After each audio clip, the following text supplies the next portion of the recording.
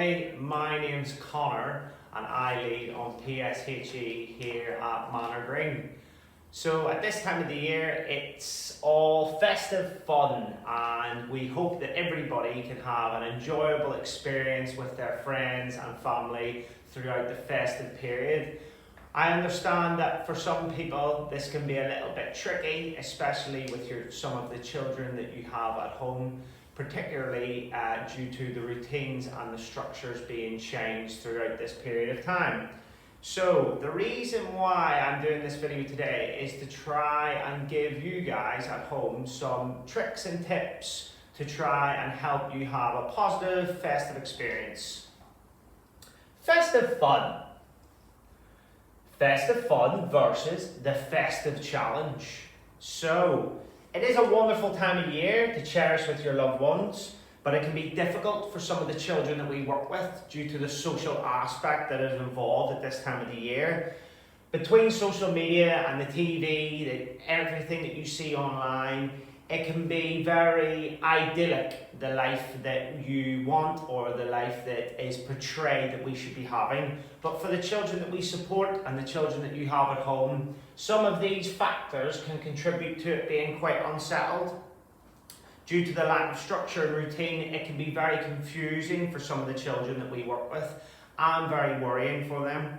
So with adequate preparation and support, the children can have positive experiences to help celebrate the festive time with their families.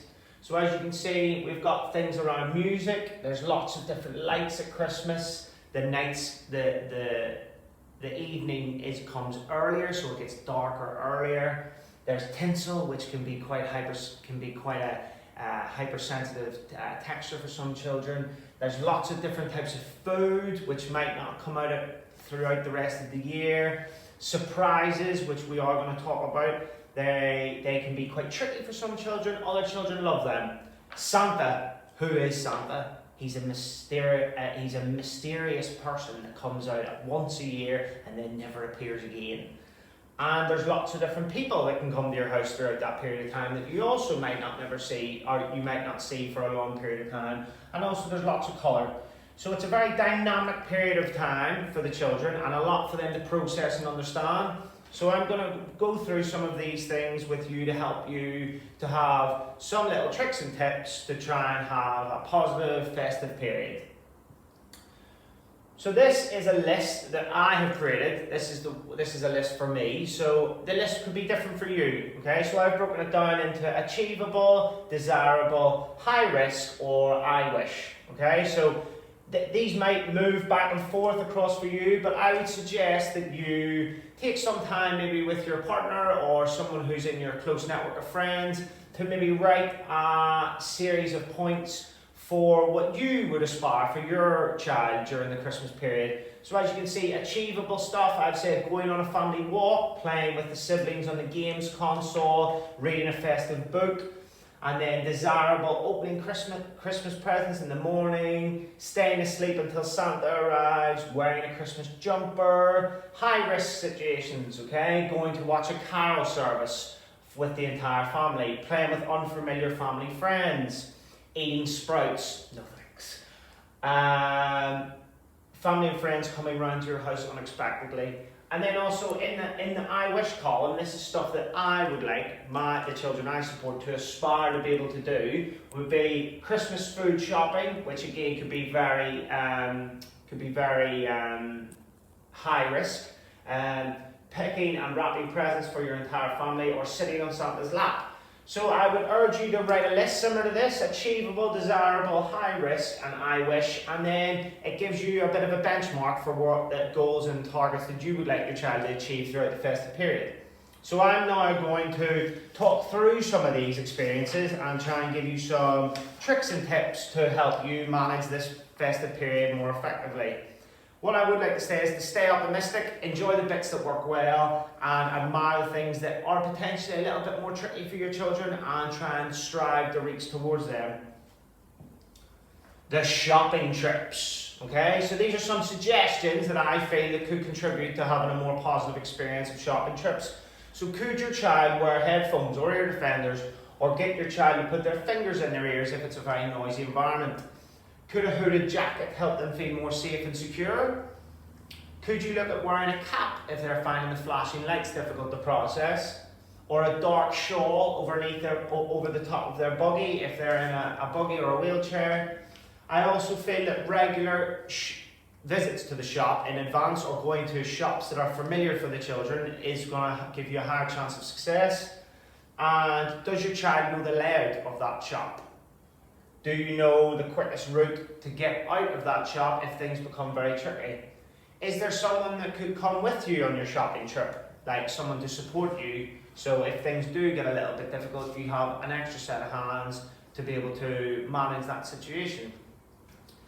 Could you go earlier in the day or later in the evening to consider the amount of people that are going to be there? And could a shopping list for some of the children help them to focus their attention on what they need to do while they're in the shop? So just some considerations for when you're potentially doing shopping trips, because we know it can be quite a busy time of the year, especially in the food shops, because everybody wants all of the yummy food. So the next one I thought we could talk about was Christmas presents. So the idea of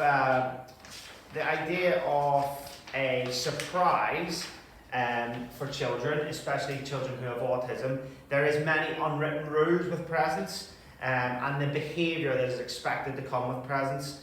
It does involve a level of social understanding and communication that sometimes the children that we support who have autism can find this difficult. So I thought about some suggestions. So could you, as the caregiver, suggest to the family and friends what your child might like in advance so that your family and friends could purchase these items?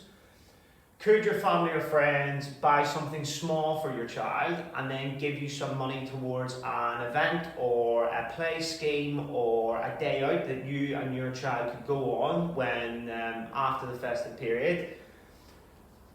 Could you wrap the presents in paper that represents the presents? So what I mean by that is, if you were buying, for example, a toy car, could you wrap that present in wrapping paper that had cars on it, so that it gives the child a bit of an idea of what might be in the present? Because sometimes it can heighten the children's anxiety around what is in underneath the wrapping paper. Another thing you could do is put a picture onto the wrapping paper of what is actually inside the present. Also, you could consider wrapping the present in clear cellophane so that the child can actually see what's inside the present, or inside the wrapping paper.